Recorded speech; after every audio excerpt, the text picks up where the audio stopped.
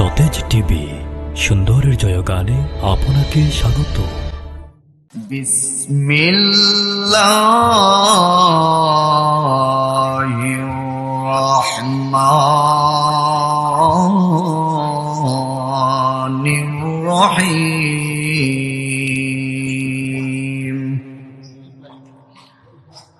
واتقوا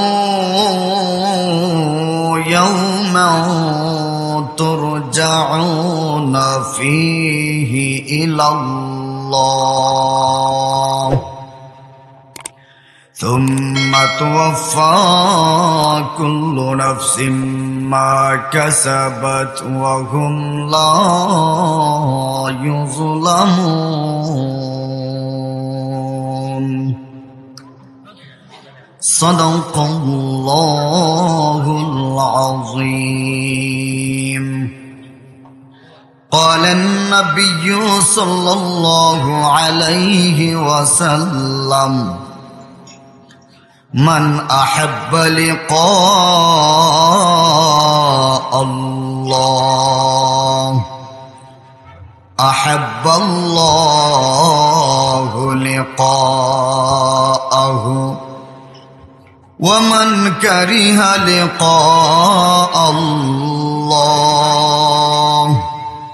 كره الله لقاءه أو كما قال النبي عليه الصلاة والسلام. প্রাণকুলে মহব্বতের সাথে সকলে আমার সঙ্গে দুরূদ শরীফ পাঠ করুন, দুরুদে ইব্রাহিমি। সবাই জবান খুলে পড়ি।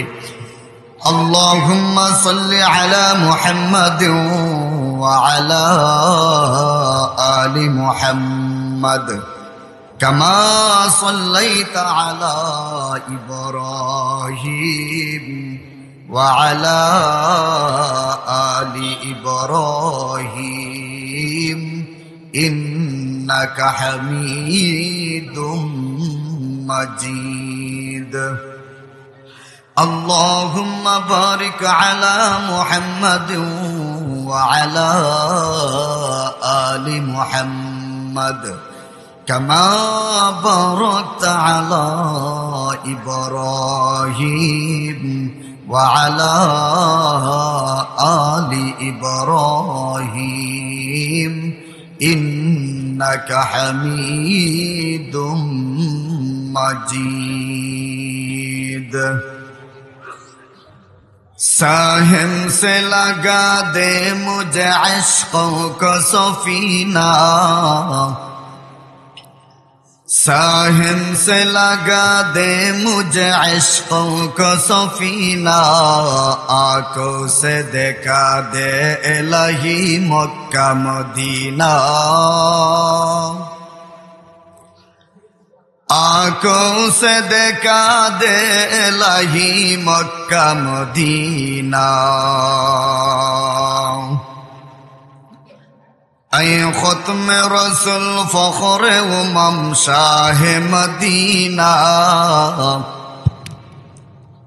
ऐ ख़ुत्म रसूल फ़ख्र उमम शाह मदीना, दिखला दे मुझे मंज़र गुलज़ार मदीना, दिखला दे मुझे मंज़र गुलज़ार मदीना. अल्लाह ने तुम इतना ही महबूब बनाया, अल्लाह ने तुम इतना ही महबूब बनाया, मेराज की सब सारे खुदा तुमको दिखाया, मेराज की सब सारे खुदा तुमको दिखाया.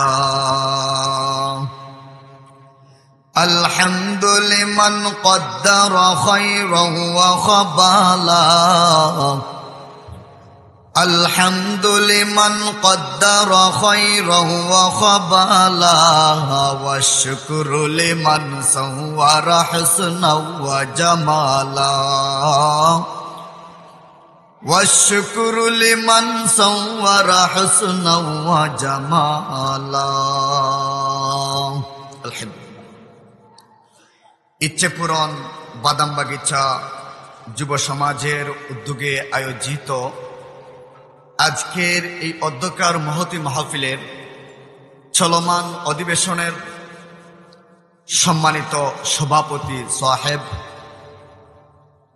মুআজ্জাজ মুকাররম, জাতির কান্ডারি, জাতির দিকপাল, জাতির রাহবার, জাতির বিবেক, মুআজ্জাজ মুকাররম হযরত উলামায়ে কেরাম, দূর দূরান্ত থেকে আগত সম্মুখ প্রাণের সমবেত আল্লাহ পাকের আশিকিন, জাকিরিন, মুহিব্বিন, আমার প্রাণপ্রিয় সমবয়স্ক যুবক বন্ধুগণ,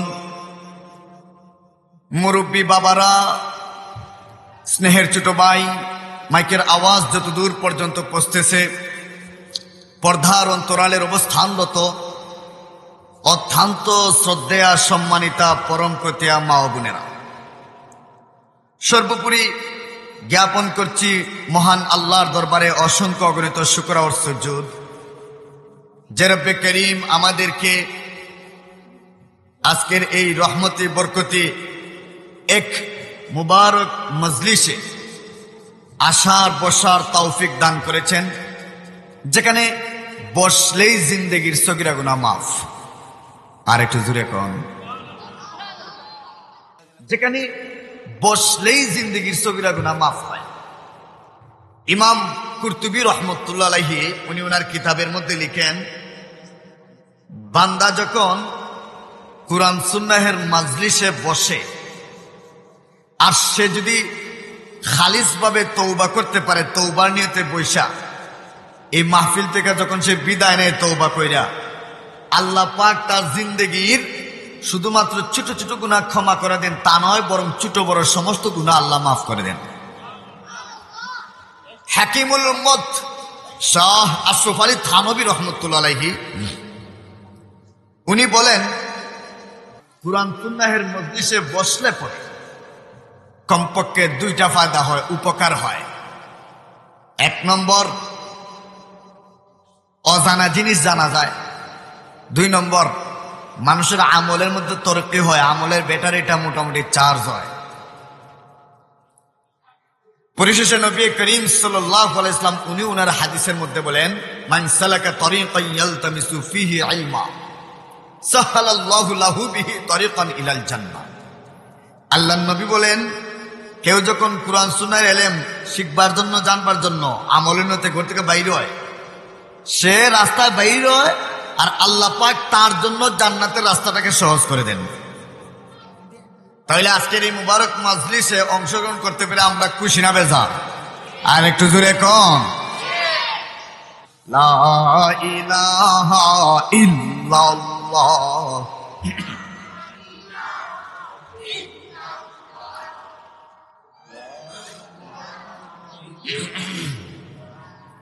লা ইলাহা ইল্লাল্লাহ,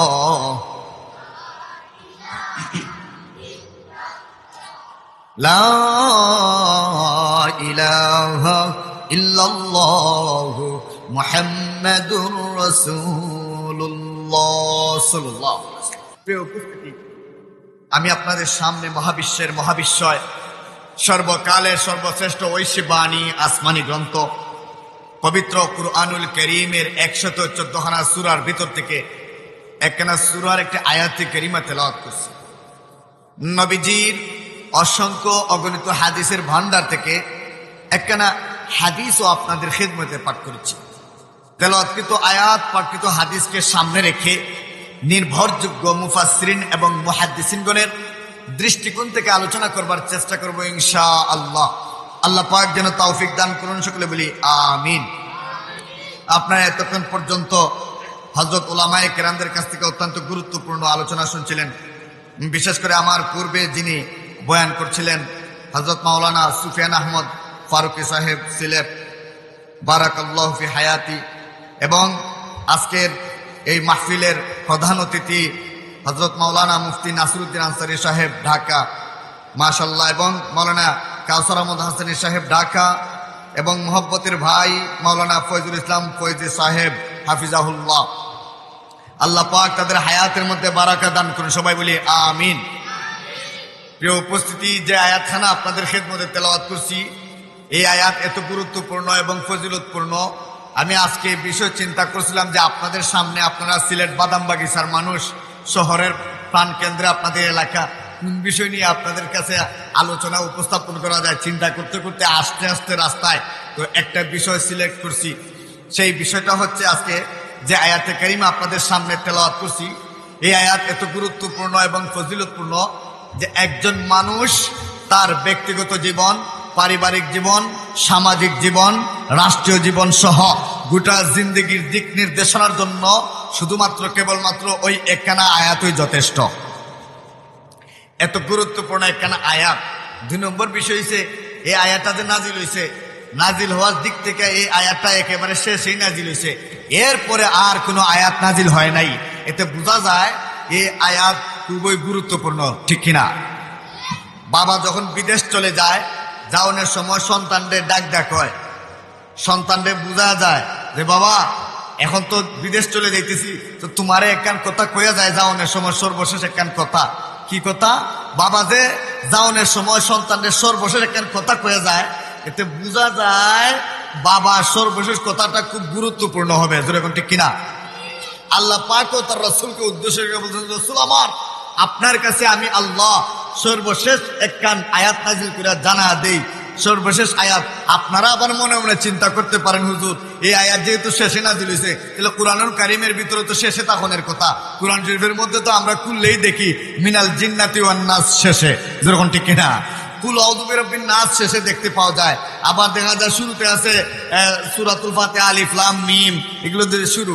আসলে হয়েছে কি, কোরআন আমাদের কাছে যেভাবে আছে, লৌহে মাহফুজের মধ্যে আল্লাহ পাক এই কোরআনকে যেভাবে সাজাইছেন, কোরআন লৌহে মাহফুজে যেভাবে আছে, আমাদের মধ্যে এই কোরআনকে ঠিক সেইভাবে সাজানো হয়েছে। কিন্তু যখন আল্লাহ নাজিল করেন এই পৃথিবীতে, কোরআন যখন নাজিল করেন, তখন শুরুতেই সর্বপ্রথম আয়াত নাজিল হয়েছিল ইকরা বিসমি রাব্বিকাল্লাযী খালাক। শুরুতে যে ইকরা বিসমি নাজিল হয়েছিল, কোরআনের শুরু থেকে এই ইকরা বিসমি আসেনি, আর জোরে এখন না, কোরআন শুরুতে তো নাই। তার মানে লৌহে মাহফুজে আল্লাহ পাক যেভাবে সাজাইছেন, আমাদের মধ্যে ঠিক সেভাবেই এটা দেওয়া হয়েছে। আল্লাহ পাক ও তার রাসূলকে সর্বশেষ একখান আয়াত নাজিল করে জানাই দিয়েছেন। কি জানাইলেন? এটা আমরা জানার বুঝার দরকার আছে না নাই? আর একটু জোরে কোন। মহান আল্লাহ বলতেছেন, واتقوا يوما ترجعون فيه إلى الله ثم توفى كل نفس ما كسبت وهم لا يظلمون।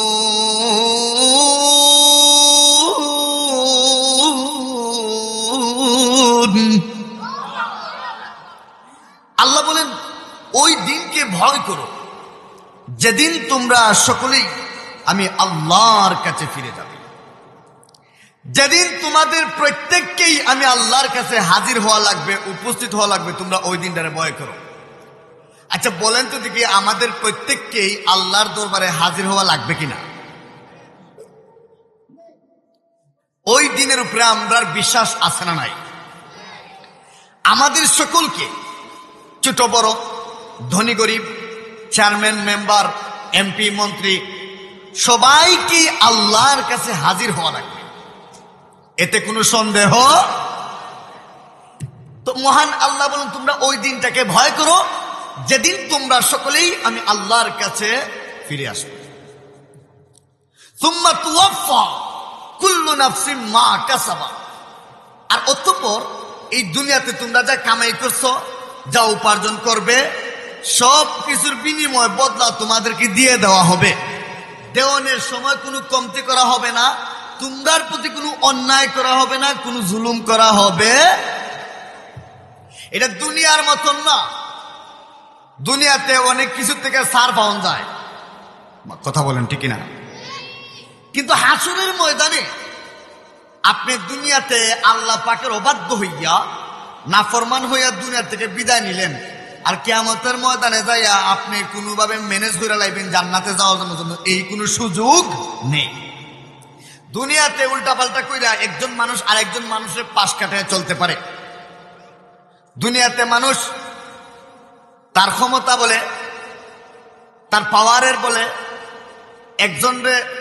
একজনের চাকরিরে ক্যান্সেল দিয়ে আরেকজনের চাকরি লইতে পারে, ঘুষ দিয়া ঘুষের বিনিময়ে চাকরিতে জয়েন্ট করতে পারে।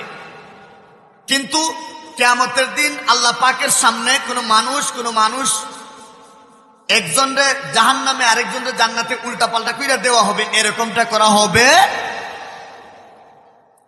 যা তুমি এই পৃথিবীতে কামাই করবে তাই তুমি পাবে, এটা ভালো করো আর মন্দ করো। ভালো করলে ভালোটার ফল পাবে, আর মন্দ করলে মন্দটার ফল পাবে। তাইলে এই দিনটা কোন দিন? একটু জোরে কন। আমাদের প্রশ্ন হচ্ছে ওই দিনটা হাসরের দিন, কিয়ামতের দিন। 2 নম্বর হচ্ছে ওই দিনের অবস্থাটা কেমন হবে। 3 নম্বর হচ্ছে ওই দিনের বিচার কার্য যখন শুরু হয়ে যাবে তখনকার অবস্থাটা কেমন হবে। এগুলোর উত্তর দিয়ে আমার আলোচনা চলছে। এই জন্য আমার ভাই লক্ষ্য করে দেখুন, মহান আল্লাহ রাব্বুল আমিন বলেন, ওয়াত্তাকু ইয়াওমা তুরজাউনা ফীহি ইলাল্লাহ। আল্লাহ রাব্বুল আমিন বলেন, ওই দিনকে ভয় করো যেদিন তোমরা সকলেই আমি আল্লাহর কাছে ফিরে যাবে। আমি আল্লাহর কাছে তোমাদেরকে আসতে হবে, আমি আল্লাহর কাছে তোমরা হাজির হবে। ওই দিনটাকে ভয় করো। সুম্মা তুওয়াফা কুল্লু নাফসিম মা কাসাবাত ওয়া হুম লা ইউজলামুন। অতঃপর এই পৃথিবীতে তুমি যা কামাই করেছো, যা অর্জন করেছো, যা উপার্জন করেছো, সব কিছুর বিনিময় তোমাদেরকে দিয়ে দেওয়া হবে। দেওয়ানের সময় কোনো কমতে করা হবে না, কোনো অন্যায় করা হবে না, কোনো জুলুম করা হবে না, এমনটা করা হবে না একজনের জান্নাতে আরেকজনের জাহান্নামে উল্টা পাল্টা কইরা একজনের জান্নাত আরেকজনের দিয়ে দেওয়া হবে। দুনিয়ার নিয়মে এরকম কোনো কিছু করা হবে না। আল্লাহ পাক রব্বুল আমিন বলেন, ও আমার বান্দারা শুনো, আমি আল্লাহ তোমাদেরকে এই পৃথিবীতে আমি আল্লাহ পাঠাইলাম রে।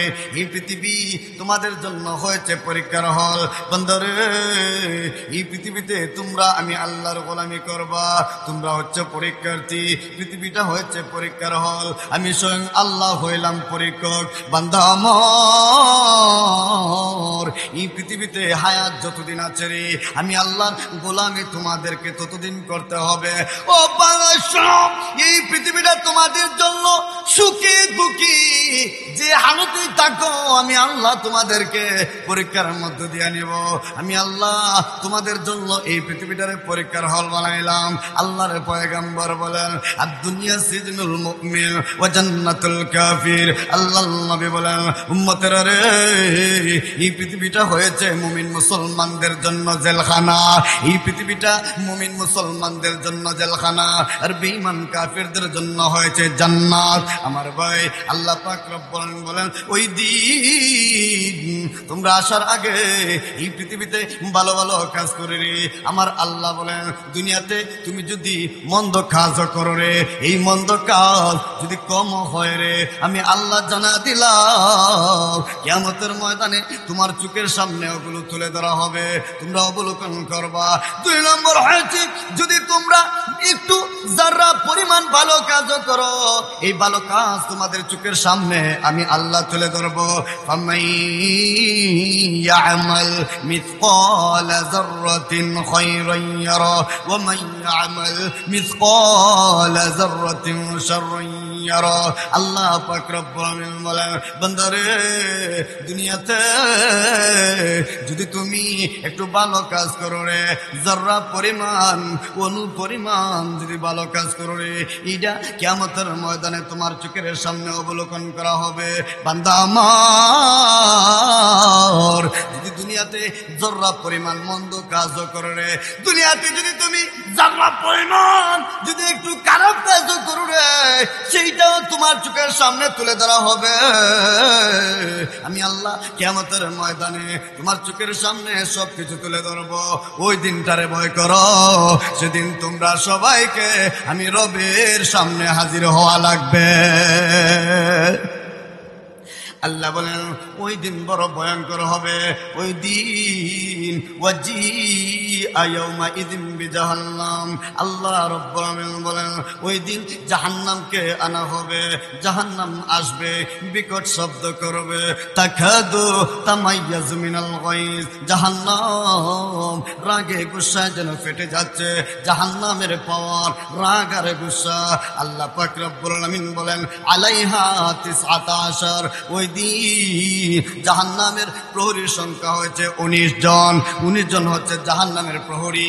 এই আয়াত যখন নাজিল হয়, এমনি বেঈমান কাফেরেরা লাফানো শুরু করে দিয়েছে।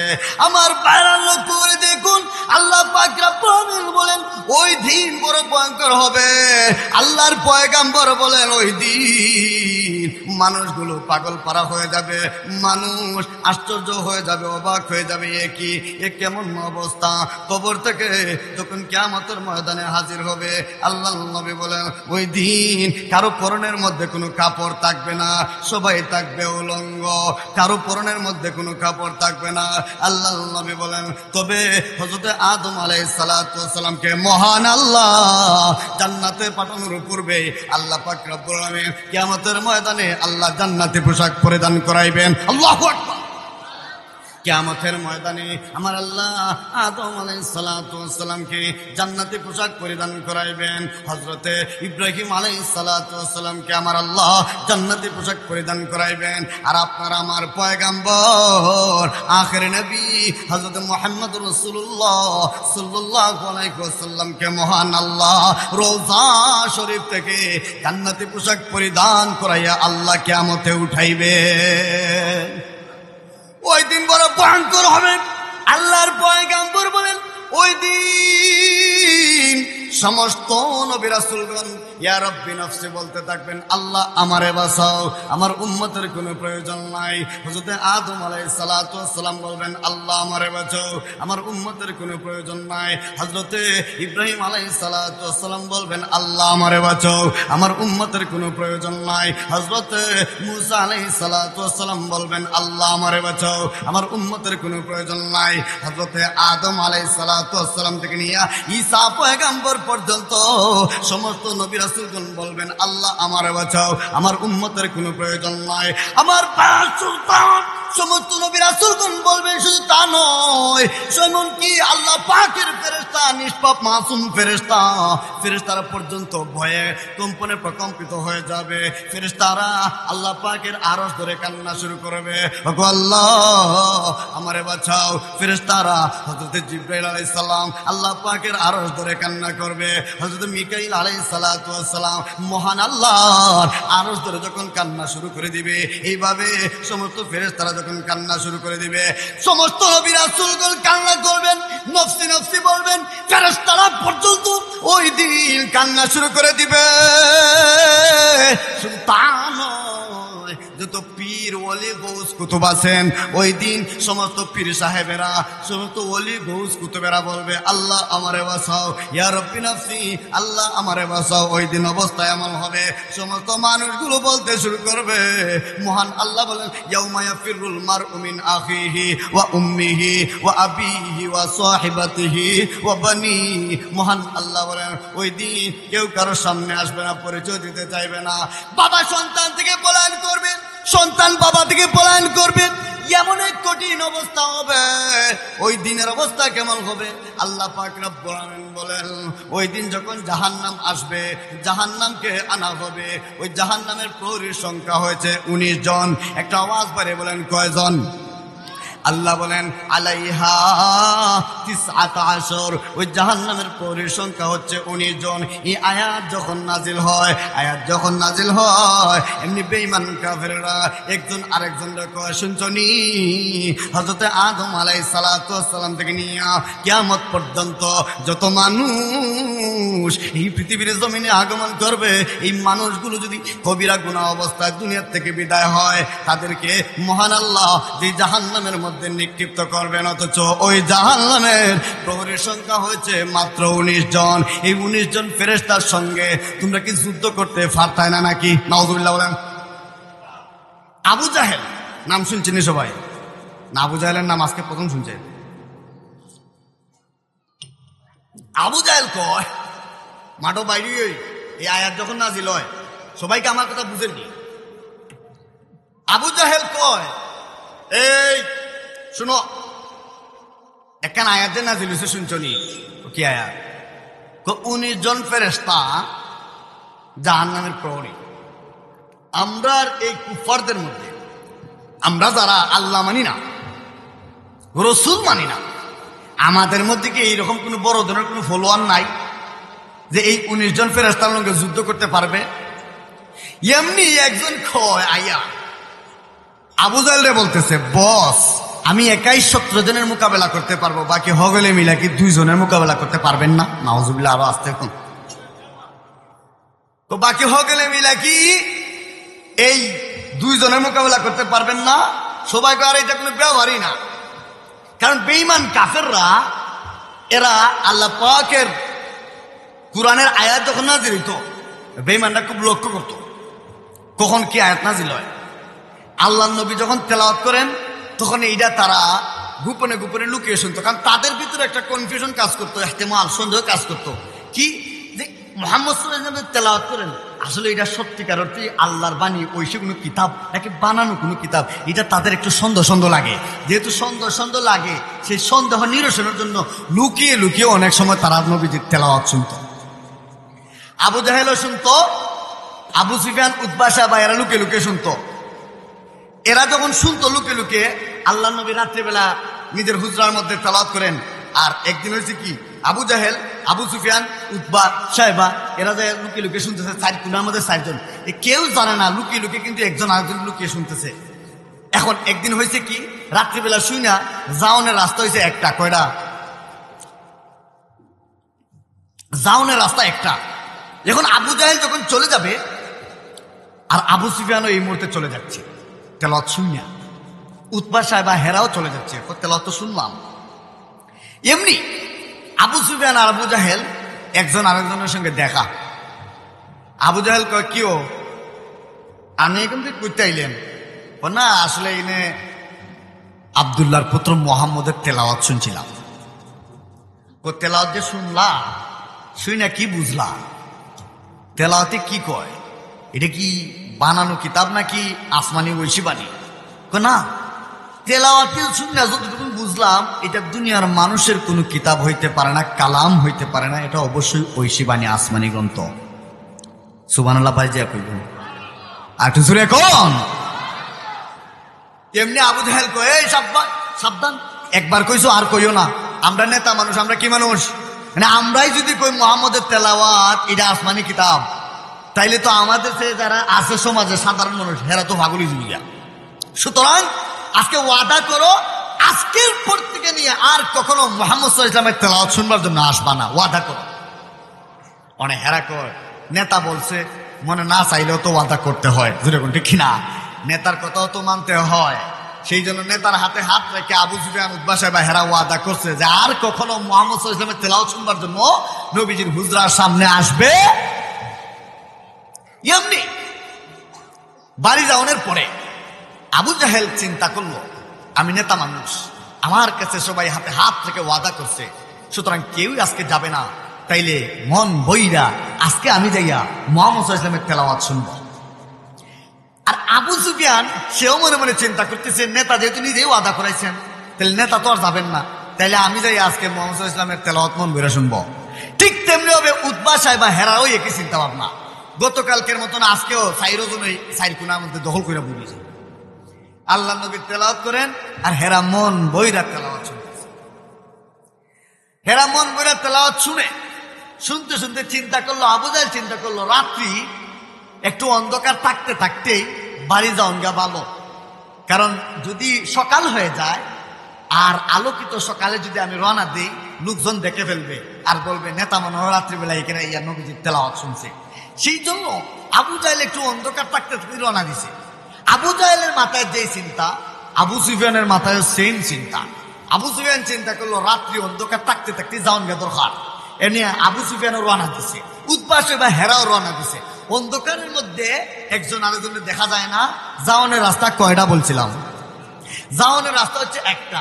এই এক রাস্তা দিয়ে যখন যাবে, এমনি যাওনের সময় আবু জাহেল আবু সুফিয়ানের সঙ্গে ধাক্কা। যখন লাগছে ধাক্কা, আবু জাহেল লাগছে কে রে? তো আমি আবু সুফিয়ান। তো আবু সুফিয়ান তুমি এখানে কেন? গতকাল কত আসছিলা, আজকে কেন আসলা? এমনি আবু সুফিয়ান কয় নেতা মাতবর একটু কম করেন, আপনি কিসের জন্য আসছেন বলেন? আপনি তো ওয়াদা করেছেন, আপনি কিসের জন্য আসছেন? আপনি যে জিনিসের জন্য এসেছেন আমিও সেই জিনিসটার জন্যই এসেছি। কোথায় বুঝছি? এখন এইভাবে নয়, এখন তো কে সাইডের জন্য এক গড়েই তখন লাগবো, যাতে কেউই না আসতে পারে। তাহলে বলেন তো দেখি, নবীজির তেলাওয়াত শুনবার জন্য বেঈমান কাফেররাও পাগল ছিল কিনা? আর জুড়ে কম। আর আল্লাহ নবী তেলাওয়াত করেন।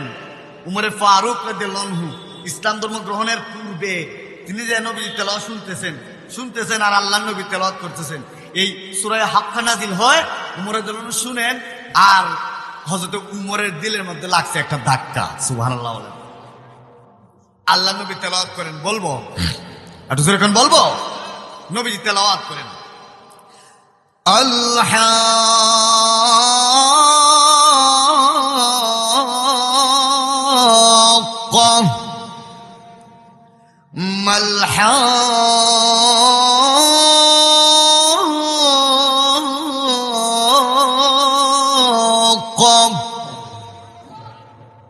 وما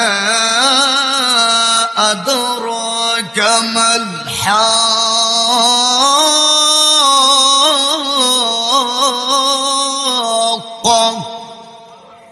এমনি উমর পিছন দিক থেকে লুকিয়ে লুকিয়ে শুনতেছে আর মনে মনে কয়, কি রে মুহাম্মদ এটা কি পড়ে? হাক্কা হাক্কা হাক্কা হাক্কা, এটা আবার কি পড়ে? এটাই তো পড়ে, যেরকম ঠিক কিনা? তো আল্লাহ নবী যখন এইটা পড়েন, তো কাফের এই হযরত উমর তিনি আবার মনে মনে করেন মুহাম্মদ সাল্লাল্লাহু আলাইহি ওয়াসাল্লাম এটা আবার কি পড়ে? হাক্কাকে এটাই তো পড়তেছেন। যখন এটা পড়তেছেন, এমনি আল্লাহ পাক তার রাসূলের জবান দিয়ে আরেকখানা আয়াতে কারিমা বের করে দিয়েছেন, যেরকম সুবহানাল্লাহ। এবার আল্লাহ নবী আরেকখানা আয়াত কারিমা পড়তেছেন, ইন্নাহু লাকাউলু রাসূলিন কারীম।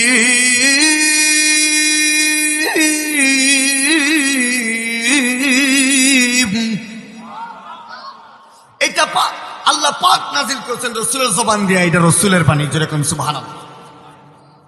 আল্লাহ রাসূল যখন এটা তেলাওয়াত করলেন, উমর পিছন দিকে শুনে আর কয়, মনে মনে কয়, রাসূলকে শুনায় না, এটা মনে মনে বলতেছে, কয় কিরে মুহাম্মদ সাল্লাল্লাহু আলাইহি ওয়াসাল্লাম তিনি সুর দিয়া আর মিলাইয়া রাসূলের জবান দিয়া তেলাওয়াত বাইর হইতেছে, এত সুন্দর করে যে মিলা বাইর করতেছে না, এটা নবীজির জবান দিয়া বাইর হইতেছে। তাইলে মনে হয় কোন কবি, কোন সাহিত্যিক মুহাম্মদ সাল্লাল্লাহু আলাইহি ওয়াসাল্লাম এটা লিখে দিছে, আর নবীজি মুহাম্মদ মনে এটা দিকা পড়েন, তাইলে মনে হয় এটা কোনো কবির কথা। নাউজুবিল্লাহ বলেন। এমনি যখন উমর বলল যে এটা মনে হয় কোনো কবির কথা, এমনি আল্লাহ পাক রব্বুল আলামিন তার রাসূলের জবান দিয়ে আরেকখানা আয়াতে কারিমা নাজিল করে দিয়েছেন, যেরকম সুবহানাল্লাহ।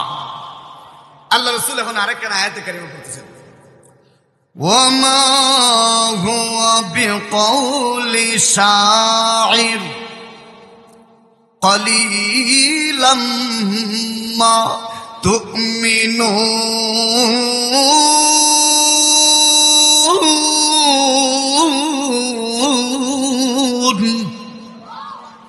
এটা কোনো কবির কথা নয়, কোন সাহিত্যিকের কথা নয়, দুনিয়ার কোন মানুষের বানানো কথা নয়। এমনি হযরত উমর কয়, কি ব্যাপার? আমি মনে মনে বললাম, জুড়েও না, মনে মনে বলতেছি, মনে হয় এটা কোনো কবির লেখা, কবির কিতাব দিকে পড়তেছেন। তাইলে আমি যে মনে মনে বললাম, মুহাম্মদ সাল্লাল্লাহু আলাইহি ওয়াসাল্লাম আমার মনের খবর কেমনে জানলেন? তাইলে মনে হয় মুহাম্মদ সাল্লাল্লাহু আলাইহি ওয়াসাল্লাম গণক। নাউজুবিল্লাহ, বাড়ি যায় যখন সে বলছে মনে হয় মুহাম্মদ সাল্লাল্লাহু আলাইহি ওয়াসাল্লাম গণক, এমনি আল্লাহ পাক তার রাসূলের জবান দিয়ে আরেকখানা আয়াতে কারিমা বের করে দিয়েছেন। বলবো একটু জোরে এখন বলবো, আল্লাহ নবী করেন ওয়ালা বিকাউলি কাহিন قليلا ما تذكرون।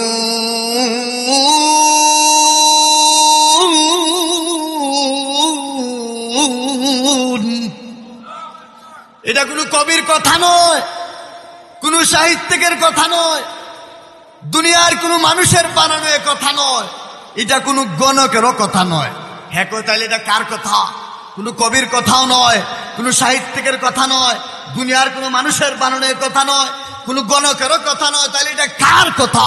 এমনি আল্লাহ পাক রব্বুল আলামিন আয়াত নাযিল করে জানায় দিয়েছেন এটা কার কথা। যেরকম আল্লাহু আকবার, আল্লাহ পাক তার রাসূলের জবান দিয়ে আরেকখানা আয়াতে কারিমা বের করে দিয়েছেন। আল্লাহর পয়গম্বর বলেন তানজিলুম মির রাব্বিল আলামিন।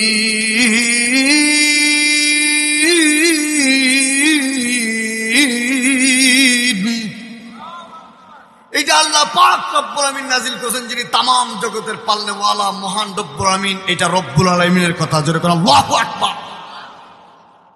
হযরত উমর শুইনা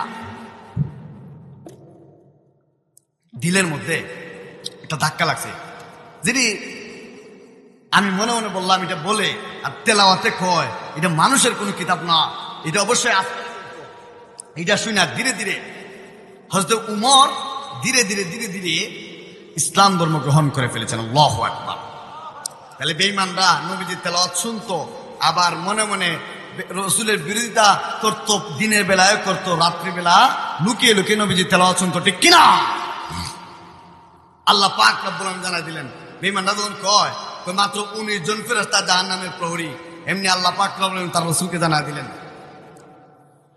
ইয়া রাসূলুল্লাহ ইয়া হাবিবাল্লাহ, ওগো নবী আমি আল্লাহ জানাই দিলাম ইয়ালামু জুনুদা রাব্বিকা ইল্লাহু, ওগো নবী আমি আল্লাহ ছাড়া পৃথিবীর কেউ জানে না, আমি আল্লাহর কি পরিমাণ সৈন্যবাহিনী আছে এটা কেউ জানে না। ও মুসলমান, আমি আল্লাহর কি পরিমাণ সৈন্যবাহিনী আছে পৃথিবীর কেউ জানে না, শুধুমাত্র আমি জানি। কোনো মানুষ জানে না, কোনো দানব জানে না, পৃথিবীর কেউ জানে না, শুধুমাত্র আমি আল্লাহ জানি। আমি আল্লাহর কি পরিমাণ সৈন্যবাহিনী আছে। ওই যে দেখা যায় মশা, এটাও আমি আল্লাহর সৈন্য। ওই যে দেখা যায় মাছি, এটাও আমি আল্লাহর সৈন্য। ওই যে দেখা যায় পিপিলিকা, এটাও আমি আল্লাহর সৈন্য। ওই যে দেখা যায় পাখি, এটাও আমি আল্লাহর সৈন্য। আল্লাহ পাক রব্বুল আলামিন একটা ল্যাংড়া মশার মাধ্যমে আল্লাহ নমরুদরে সাইজ করছেন, ঠিক কিনা? আর একটু জোরে কোন আমার ভাইয়েরা, মহান আল্লাহ একটা ল্যাংড়া মশার মাধ্যমে আল্লাহ নমরুদরে সাইজ করছেন। নমরুদের বেয়াদবি যখন বেড়ে গেছে, ইব্রাহিম আলাইহিস সালামকে নমরুদ যখন কষ্ট দিতে শুরু করলো, আমার আল্লাহ ল্যাংড়া মশার মাধ্যমে নমরুদে পরাজিত করেছেন। শুধু তা নয় আমার ভাইয়েরা, লক্ষ্য করে দেখুন, আমার আল্লাহ ওই যে দেখা যায় খানা কাবা ভাঙবার জন্য বাচ্চা আব্রাহা এসেছিল। বাচ্চা আব্রাহা খানা কাবা ভাঙবে, বিরাট বড় একটা হস্তি বাহিনী এসেছিল। আল্লাহ পাক রব্বুল আলামিন পাখির মাধ্যমে পাখি পাঠিয়ে দিলেন। এই পাখির মধ্যে ছোট ছোট পাথর আল্লাহ দিয়ে দিলেন। এই পাথরগুলো এই হস্তি বাহিনীর উপরে এমন ভাবে পড়লো, হস্তি বাহিনীকে আমার আল্লাহ সমূলে ধ্বংস করে দিয়েছে। আল্লাহ পাক রব্বুল আলামিন আলাম তারা কাইফা ফাআলা রাব্বুকা বিআসহাবিল ফিল, ওগো নবী আপনি কি দেখেন নাই আপনার প্রতিপালক ওই হস্তি বাহিনীর সঙ্গে কি রূপ আচরণ করেছে?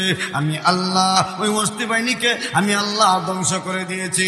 শুধু তা নয়, আমার আল্লাহ ফেরাউন রে সমুদ্রের মধ্যে সুবাই মারছেন, যেরকম, ঠিক কিনা? আমার আল্লাহ পাক রব্বুল আলামিন বলেন আমি আল্লাহর কি পরিমাণ সৈন্য আছে। ফেরাউনরে মারবার জন্য বড় কোনো সেনাবাহিনীর প্রয়োজন হয় নাই, নমরুদরে মারবার জন্য বড় কোনো সৈন্যবাহিনীর প্রয়োজন হয় নাই। শুধু তা নয়, হস্তি বাহিনীর ধ্বংস করবার জন্য বড় কোনো সেনাবাহিনীর প্রয়োজন হয় নাই। আমি আল্লাহর সেনাবাহিনী জলে স্থলে সবখানেই বিদ্যমান রয়েছে। আমার ভাইয়েরা, আল্লাহ পাক রব্বুল আলামিন বলেন ওই দিন বড় ভয়ঙ্কর হবে, জাহান্নাম আসবে। মানুষ তার পাপের লেভেল, দুনিয়ার জমিনে তার পাপ যেমন হবে, তার পাপ যেমন হবে, হাসরের ময়দানে কিয়ামতের মাঠে তার গামের লেভেল তেমন হবে। মানুষের পাপ যেমন হবে, তার গাম তেমন হবে। আমার আল্লাহর পয়গম্বর, আল্লাহর নবী, বিশ্ব নবী রাহমাতুল লিল আলামিন বলেন আনা সাইয়্যিদুন নাস ইয়াউমাল কিয়ামাহ। আল্লাহর নবী বলেন ওই দিন আমি রাসূল হব সমস্ত হাসরবাসীদের মধ্যে নেতা। আল্লাহ আমাকে নেতৃত্ব দান করবেন। আল্লাহু আকবার। আল্লাহর পয়গম্বর বলেন আমি রাসূলকে আমার আল্লাহ ওই দিন নেতৃত্ব দান করবেন। হাল তাদরুনা মিম্মা যালিক, তোমরা কি জানো কিয়ামতের ময়দান কি? এটা কি তোমরা জানো কিয়ামতের ময়দান হয়েছে এমন একটা ময়দান, যেই ময়দানের মধ্যে হযরতে আদম আলাইহিস সালাতু ওয়াস সালাম থেকে নিয়ে কিয়ামত পর্যন্ত যত মানুষ এই পৃথিবীর জমিনে আছে, সমস্ত মানুষকে আমার আল্লাহ একটা ময়দানের মধ্যে হাজির করবেন। যে ময়দানের মধ্যে আল্লাহ সমস্ত মানুষকে আল্লাহ হাজির করবেন, ওই ময়দানটাই হয়েছে কিয়ামতের ময়দান। ওই ময়দানের মধ্যে সমস্ত মানুষকে আল্লাহ হাজির করবেন। অবস্থাটা এমন হবে, হযরত আদম নবী থেকে নিয়ে কিয়ামত পর্যন্ত যত মানুষ, সমস্ত মানুষকে আল্লাহ ওই ময়দানের মধ্যে উপস্থিত করবেন। মানুষগুলো পাগল পারা হয়ে যাবে, চিন্তার মধ্যে পড়ে যাবে, পেরেশানির মধ্যে পড়ে যাবে, মানুষ আশ্চর্য হয়ে যাবে। মানুষ কিয়ামতের ময়দানের এমন দৃশ্য, এটা গ্রহণ করার মতন ক্ষমতা তাদের থাকবে না, আবার এটা সহ্য করার মতন ধৈর্য তাদের থাকবে না। এমন একটা পরিস্থিতি তৈরি হয়ে যাবে। ওই দিন মানুষ একে অন্যে দৌড়াদৌড়ি করতে থাকবে। সমস্ত মানুষগুলো ঐক্যবদ্ধ হইয়া সবাই চিন্তা করবে এই পজিশন, এই অবস্থা থেকে কিভাবে নাজাত পাওয়া যায়। এই জন্য কিয়ামতের ময়দানের সমস্ত মানুষগুলো ঐক্যবদ্ধ হইয়া সবাই চলে যাবেন হযরতে আদম আলাইহিস সালাতু ওয়াস সালামের দরবারে। আদম পয়গম্বরের দরবারে চলে যাবে। আদম পয়গম্বরকে যা বলবে আনতা আবুনা আদম, আপনি আমাদের আব্বা আদম। খালাকাকাল্লাহু বিয়াদি, ওগো আদম পয়গম্বর, আল্লাহ আপনাকে নিজ কুদরতি হাতে আল্লাহ আপনার বড় মায়া করে বানাইছেন। ওগো আদম পয়গম্বর, মেহেরবানি করে আপনি তো আমাদের আব্বা, আপনি কি দেখেন না আজকের এই কিয়ামতের ময়দানে আমাদের অবস্থাটা কেমন হয়েছে? ও আদম পয়গম্বর, মেহেরবানি করি আপনি আমাদের জন্য মহান আল্লাহর কাছে সুপারিশ করুন। মহান আল্লাহ যেন আজকের এই কিয়ামতের ময়দানের এই অবস্থা থেকে আল্লাহ যেন নাজাত দান করেন। ইশফা লানা ইলা রাব্বিক, আপনি মহান আল্লাহর কাছে দোয়া করুন, হাত তুলে আমাদের জন্য দোয়া করুন। আল্লাহ পাক রব্বুল আলামিন যেন বিচার কার্য শুরু করে দেন। আদম পয়গম্বর তখন ডেকে বলবেন ও হাসরবাসীরা শুনো, তোমরা এতক্ষণ পর্যন্ত যা বলেছো সব ঠিক বলেছো। আল্লাহু আকবার। আদম পয়গম্বর বলবেন হাসরবাসীরা রে, এতক্ষণ পর্যন্ত তোমরা যা বলেছো সব ঠিক বলেছো, কিন্তু শোনো আমি আদমের পক্ষে সম্ভব হবে না। তার কারণ হয়েছে মহান আল্লাহ আজকে যেই রাগে রাগান্বিত আছেন, আল্লাহ অতীতে এইভাবে এরকম রাগ আল্লাহ করেন নাই, এরকম রাগ আল্লাহ হল নাই, ভবিষ্যতে হবেন না। আল্লাহ আজকে যে রাগে আছেন, আমি আদমের পক্ষে মহান আল্লাহর সামনে দাঁড়ানো সম্ভব হবে না। 2 নম্বর কারণ হয়েছে আল্লাহ পাক রব্বুল আলামিন আমি আদমকে জান্নাতের মধ্যে আল্লাহ বলেছিলেন ওই গাছের নিচে না যাওয়ার জন্য, ফল ভক্ষণ না করবার জন্য। ও হাসরবাসীর শুনো, যদিও মহান আল্লাহ এইটা মাফ করে দিয়েছেন, এরপরেও আমি যদি তোমাদের জন্য সুপারিশ করতে যাই আর আমার আল্লাহ যদি প্রশ্ন করেন ওরে আদম তুমি কেন জান্নাত জান্নাতের ভিতরে এমনটা করলা, তখন আমার কি হবে? নফসি নফসি, আল্লাহ আমারে বাঁচাও, ইযহাবু ইলা গায়রি, তোমরা অন্য কারো কাছে চলে যাও। ও হাসরবাসীরা, তোমরা অন্য কারো কাছে চলে যাও।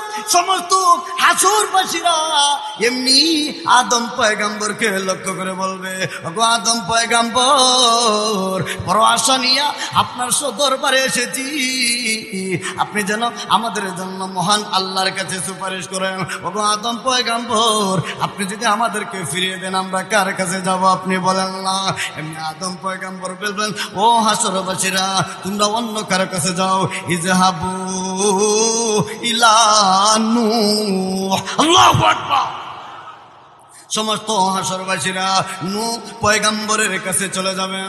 নূহ পয়গম্বরের কাছে যাওয়ার পরে বলবেন, ওগো নূহ পয়গম্বর, আপনি আল্লাহ পাকের শুকরগুজার নবী, শুকরগুজার বান্দা, আল্লাহ আপনাকে শরীয়তের প্রথম নবী বানাইছেন। ওগো নূহ পয়গম্বর, মেহেরবানি করে ইশফা'লানা ইলা রাব্বিক, আপনি আমাদের জন্য মহান আল্লাহর কাছে সুপারিশ করুন, মহান আল্লাহ যেন বিচার কার্য শুরু করে দেন। নূহ পয়গম্বর ডেকে বলবেন, ও হাসরবাসীরা, যা বলেছ ঠিক বলেছ, কিন্তু আমি নূহের পক্ষে সম্ভব হবে না। ও হাসরবাসীরা, আমি নূহের পক্ষে এই জন্য সম্ভব হবে না। মহান আল্লাহ সমস্ত নবী রাসূলদেরকে আল্লাহ রাব্বুল আলামিন দোয়ার একটা স্পেশালিটি আল্লাহ দান করেছিলেন। আমি নূহ পয়গম্বর আমার উম্মতের বিরুদ্ধে, আমার কওমের বিরুদ্ধে আমি নূহ দোয়া করে ফেলেছিলাম। আজকে আমার আল্লাহ যদি আমারে জিজ্ঞাসা করেন, ওরে নূহ, তুমি কে আমার বান্দাদের বিরুদ্ধে বদদোয়া করছো বলো, সেই জন্য আমি নূহের পক্ষে সম্ভব হবে না। ইযহাবু ইলা গায়রি, তোমরা অন্য কারো কাছে চলে যাও। সমস্ত হাসরবাসীরা বলবে, ও নূহ পয়গম্বর, বড় আশা নিয়ে আপনার কাছে এসেছি, আপনিও যদি আমাদেরকে ফিরিয়ে দেন বলেন আমরা কার কাছে যাব?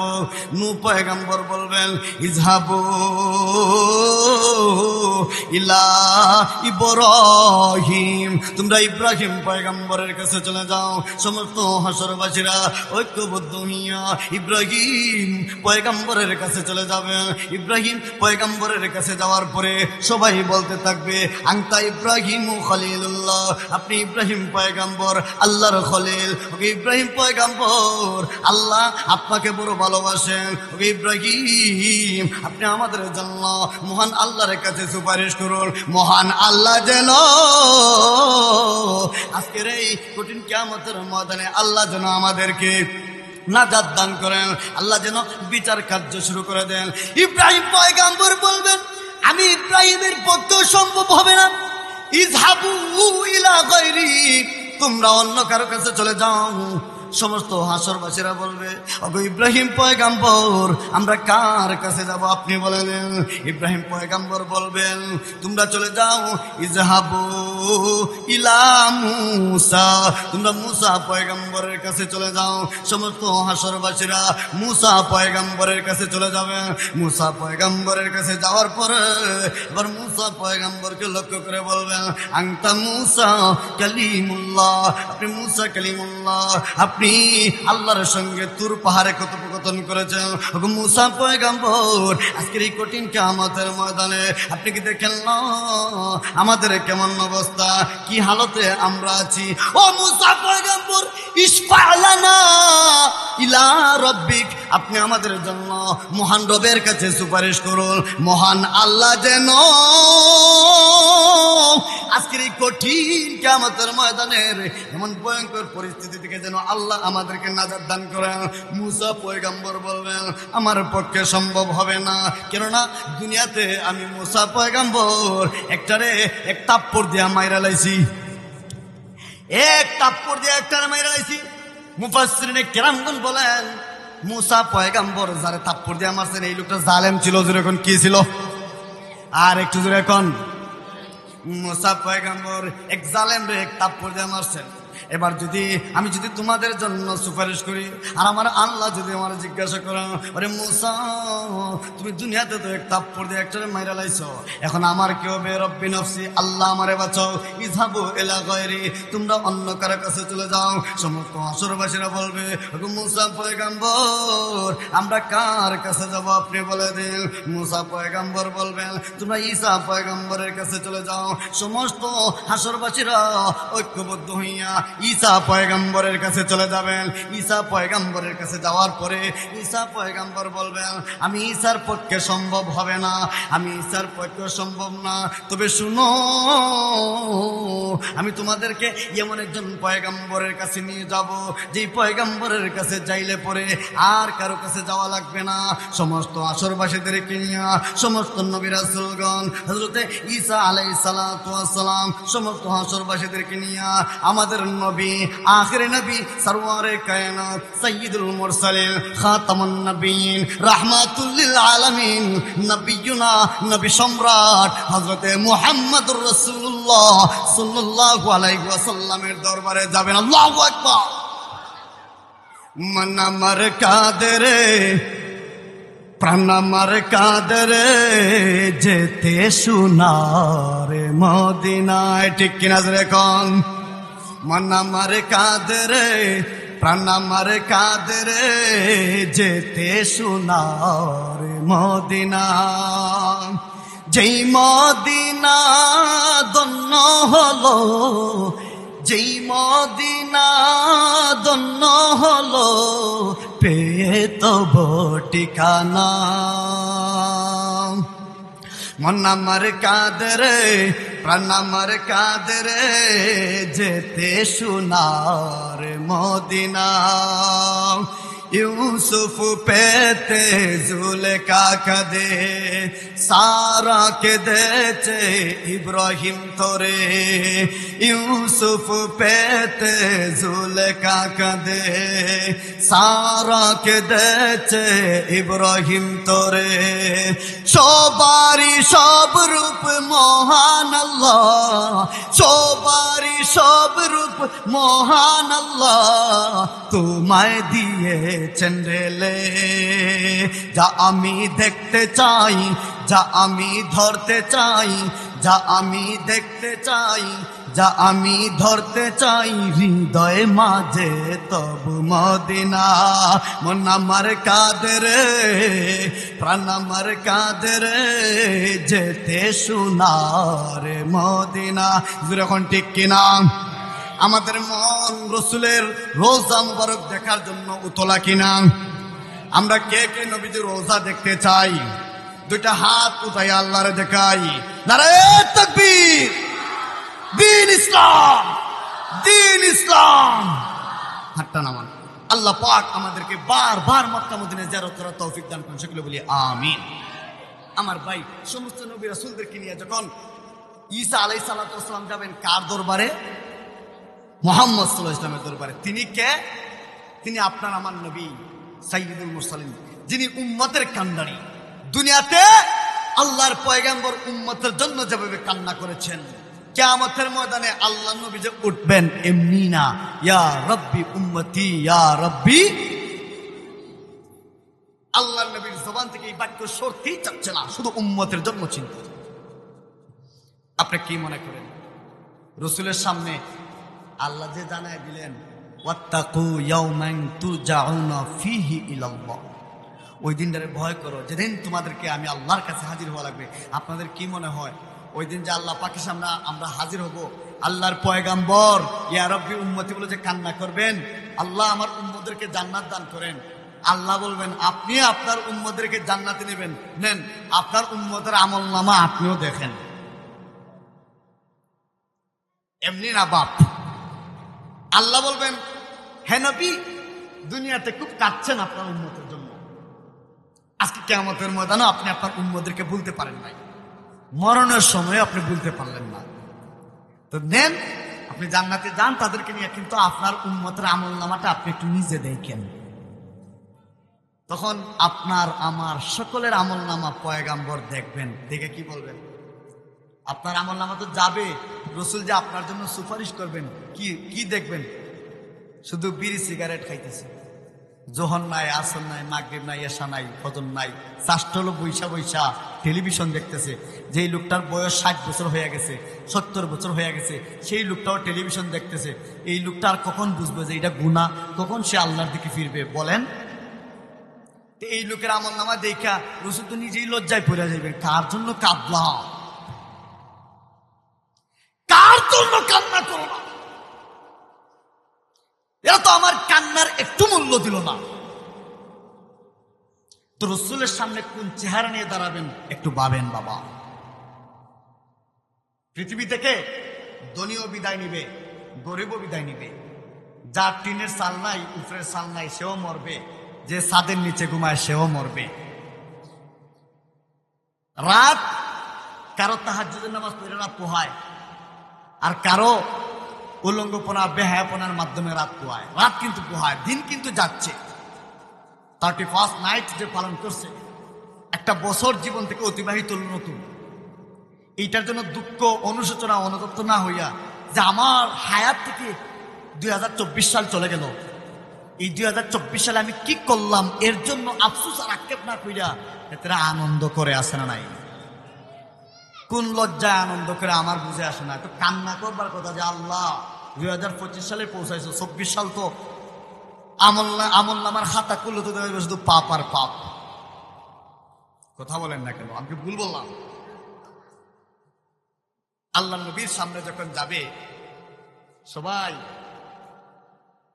সব উম্মতরা কার কোন নবীর সামনে যাবেন? আমাদের নবীর সামনে। আল্লাহ রাসূল সিজদার মধ্যে পড়ে যাবেন। সুবহানাল্লাহ। আল্লাহ নবী সিজদার মধ্যে পড়িয়া আল্লাহ পাকের প্রশংসার জোয়ার তুলে দিলেন। এমন ভাবে আল্লাহ রাসূল প্রশংসা করবেন, আল্লাহ পাক রব্বুল আলামিন তার রাসূলকে বলবেন, ওগো রাসূল, আপনার মাথাখানা উঠান, আর আজকের এই কিয়ামতের ময়দানে প্রথমেই আমি আল্লাহ আপনার সুপারিশের অধিকার দিলাম, আপনার মাধ্যমেই আজকের এই বিচার কার্য শুরু করে দিলাম। আল্লাহু আকবার। আল্লাহর পয়গম্বরকে আল্লাহ বলবেন, আপনি আজকে বলেন, যা বলবেন তাই হবে, আপনার মাথাটা উঠা।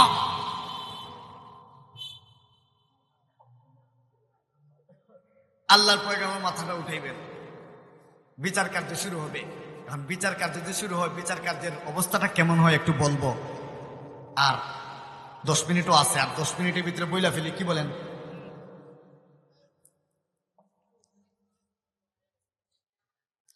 বিচার কার্য শুরু হবে। সমস্ত নবী রাসূলগণ আজীবনের নিষ্পাপ, সমস্ত নবী রাসূলগণ আজীবনের নিষ্পাপ। আল্লাহ পাক নবী রাসূলদেরকে কোনো গুনাহ দেন নাই।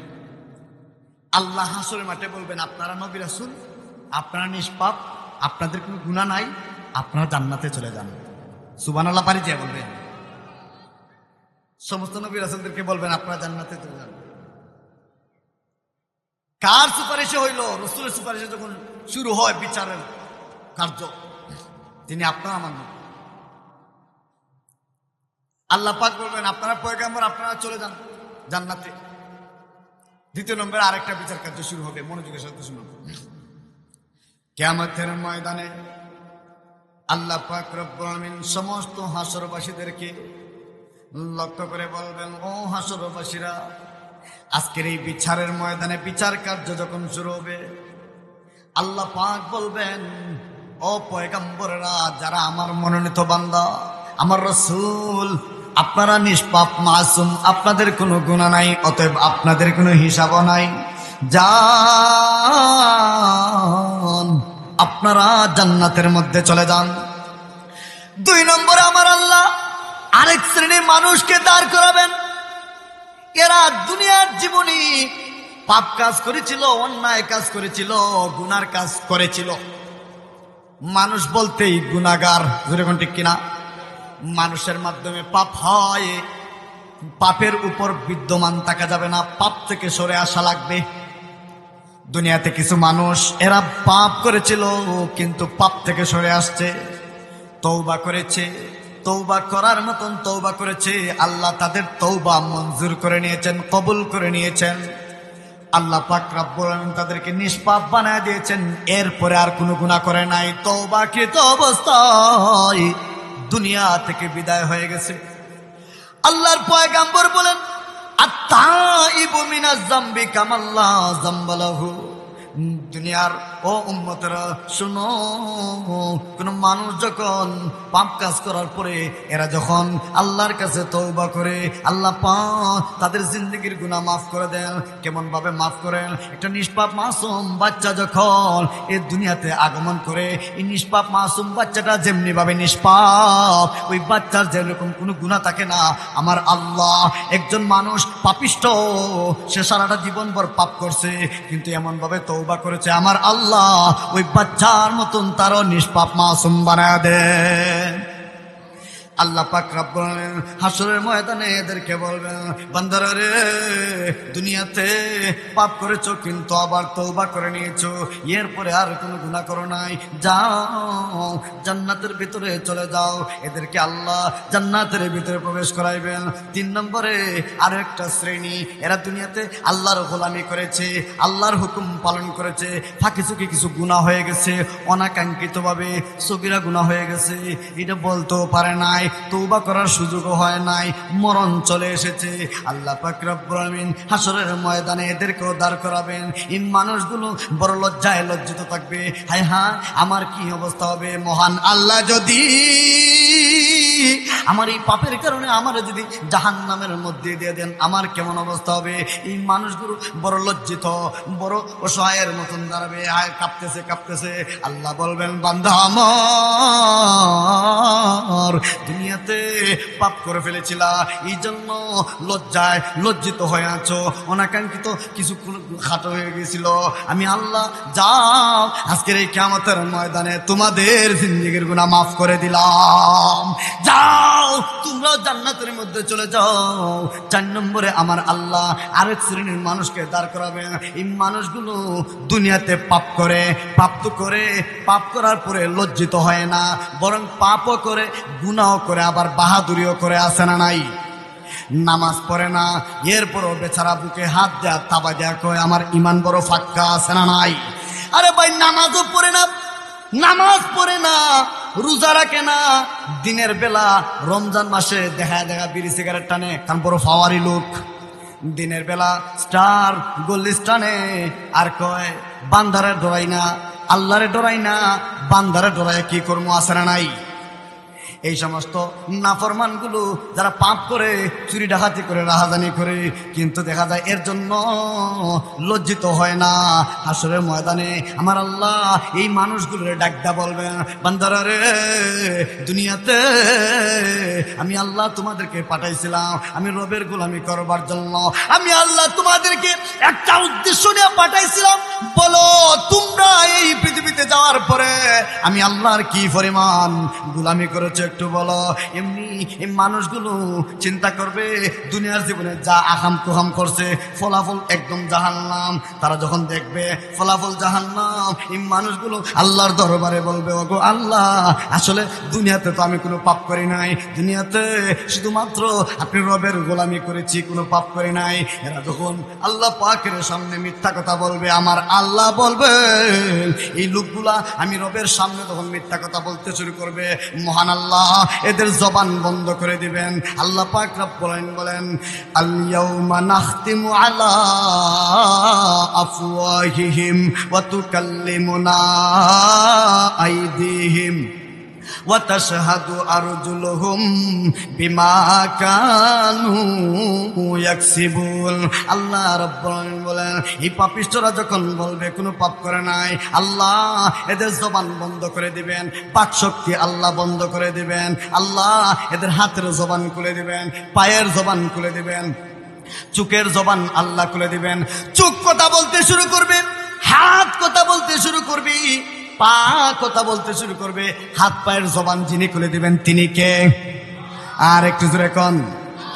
হাত হাতের পাপের কথা বলবে, পা পায়ের কথা বলবে, চক্ষু চোখের পাপের কথা বলে দিবে। ভাই, এই হাত কিন্তু আমাদের আপন না। যদি আমরা আল্লাহর অবাধ্য করি, হাত আমাদের অবাধ্য হবে। হাত যখন আমাদের বিরুদ্ধে সাক্ষ্য দিবে, আল্লাহ পাক রব্বুল আমিন আল্লাহ জমিনের জবানও খুলে দিবেন। ইয়াউমা ইদিন তুহাদ্দিসু আখবারাহা বিআন্না রাব্বাকা আওহা লাহা। আল্লাহ পাক রব্বুল আমিন জমিনের জবানকে আল্লাহ খুলে দিবে। জমিন ওই দিন মুহাদ্দিস হয়ে যাবে। জমিন কথা বলতে শুরু করবে। জমিন বলতে থাকবে, ওগো আল্লাহ, এই পাপিষ্ট এই বান্দা আমার এই জায়গায় এই পাপ করছে, ওই জায়গায় ওই পাপ করছে। সমস্ত পাপের কথা জমিন বলে দিবে। জমিন পর্যন্ত পাপের কথা যখন স্বীকার করবে, আমার আল্লাহ আমাদের দুই কাঁধের মধ্যে দুইজন ফেরেশতা রাখছেন। কথা বলেন, দুইজন ফেরেশতা আছে। ডান কাঁধের ফেরেশতার দায়িত্ব হচ্ছে বান্দার নেক আমলগুলো লিপিবদ্ধ করা, আর বাম কাঁধের ফেরেশতার দায়িত্ব হচ্ছে বান্দার বদ আমলগুলো লিপিবদ্ধ করা। আমার ভাই, কিয়ামতের দিন আমার আল্লাহ এই আমল নামাগুলো হাজির করবেন। হাজির করে তার বান্দার হাতের মধ্যে দিয়ে বলবেন, ইকরা কিতাবাকা কাফা বিনাফসিকাল ইয়াউমা আলাইকা হাসিবা। আল্লাহ পাক বলবেন, এই নে পয়রা দেখ, দুনিয়াতে তুই কি কি করছিলি, এখন নিজেই দেখ। বান্দা যখন পড়বে তার আমলনামা, নিজের আমলনামা যখন পড়বে, বান্দা নিজের আমলনামা নিজেই পড়বে। আর আশ্চর্য হয়ে যাবে, অবাক হয়ে যাবি, এ কেমন আমলনামা। আমার আল্লাহ বলবেন, ওই দিন আমি আল্লাহ যখন তার হাতে তার আমলনামাটা ধরায় দিব, বান্দা ওই দিন তার আমলনামা দেখা নিজেই বলতে থাকবে, মালি হাদাল কিতাবিলা ইউবাদিরু সগীরাতান ওয়ালা কাবীরাতান ইল্লা আহসাহা। আমার আল্লাহ বলবেন, ওই দিন বান্দা তার আমলনামা দেখবে, দেখার পরে বলবে, আফসোস, আশ্চর্য, এ কেমন আমলনামা, এ কেমন আমলনামা। দুনিয়াতে যত গুনাহ করেছি সমস্ত গুনাহ তো এই আমলনামার মধ্যে লিপিবদ্ধ হয়ে গেছে। বড় বড় সমস্ত গুনাহ তো লিপিবদ্ধ হয়েছে, ছোট ছোট গুনাহ হয়ে গেছে। প্রকাশ্যে যত গুনাহ করেছিলাম সমস্ত গুনাহ লিপিবদ্ধ হয়ে গেছে। ছোট ছোট গুনাহ, প্রকাশ্যে গুনাহ, এমনকি গোপনে যত পাপ করেছিলাম গোপন পাপও ছাড় যায় নাই। এ কেমন আমলনামা। আল্লাহ পাক রব্বুল আমিন বলবে, বান্দারে এবার বল তুই কেন পাপ করলি। বান্দা তখন বলবে, কোনো জবাব নাই। বান্দা বিভিন্ন জনের বাহানা ধরবে, বলবে, আল্লাহ পাপ করছি, আমি অন্যায় করছি। এখন যখন এটা বলবে, আল্লাহ পাক রব্বুল আমিন তখন তারে বলবেন, খুযূহু ফাগুল্লুহু সুম্মাল জাহিমা সাল্লুহু সুম্মা ফি সিলসিলাতিন যারউহা সাবউনা যিরাআন ফাসলুকু। আল্লাহ পাক রব্বুল আমিন বলবেন, ফেরেশতারা রে, এই বান্দা এই পাপিষ্টটারে ধর, এর হাতের মধ্যে বেরি লাগা, এর পায়ের মধ্যে বেরি লাগা, 70 হাত জিঞ্জির দিয়ে রে বান্দ, জাহান্নামের আগুনে তারে লটকাইয়া জ্বালাও। জাহান্নামের আগুনে লটকাইয়া জ্বালাও এই পাপিষ্টটারে। বলেন তো দেখি, ওই দিন কি বাঁচা যাবে? আল্লাহ বলেন, ওয়াত্তাকু ইয়াওমান তুরজাউনা ফীহি ইলাল্লাহ। তোমরা ওই দিনটারে ভয় করো যেদিন তোমরা সকলেই আমি আল্লাহর কাছে হাজির হবে। এবার আওয়াজ দিয়ে বলেন, ওই দিন কোন দিন? আর একটু জোরে কোন? হাসরের দিন। আমরা সবাই ওই দিন হাজির হব ভাই। এই জন্য এই পৃথিবীতে থাকা অবস্থায় আমাদেরকে পরকালের জন্য, আমাদের জন্য নিজের ফল বুক করতে হইলে সামানা জোগাড় করতে হইব। পুষ্টি মিষ্টি করে এই পৃথিবীতে কাটায় দিতে পারবেন, কিন্তু হাসরের ময়দানে কি অবস্থা হবে এইটা মাথার মধ্যে রাখতে হবে। আল্লাহ পাক যতটুকু আলোচনা করেছি, আল্লাহ পাক আমি সহ আমাদের সকলকে আমল করার তৌফিক দান করুন। সকলে বলি আমিন।